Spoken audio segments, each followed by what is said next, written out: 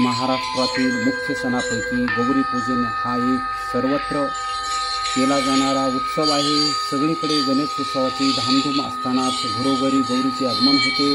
दरवर्षी भाद्रपद महिन्याच्या शुक्ल पक्षाच्या अष्टमी तिथीला ज्येष्ठा गौरी पूजन करण्याची परंपरा आहे। महाराष्ट्रातील मुख्य सणापैकी हा एक सण आहे। स्त्रिया अखंड सौभाग्य मिळवण्यासाठी हे व्रत करत असतात। गौरीचं पूजन हा सण ज्येष्ठ गौरी पूजन या नावाने ओळखला जातो।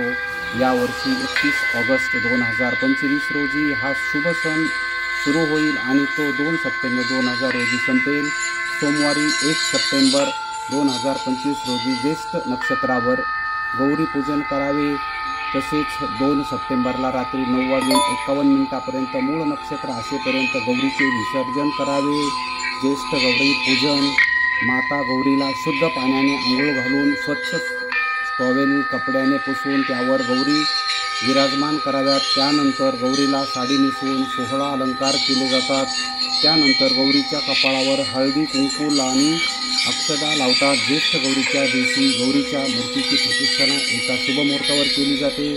16 नैवेद्याचा नैवेद्य दुसऱ्या दिवशी 16 भाज्या, 16 कोशिंबिरी, 16 चटण्या, 16 पदार्थ गौरीला अर्पण केले जातात।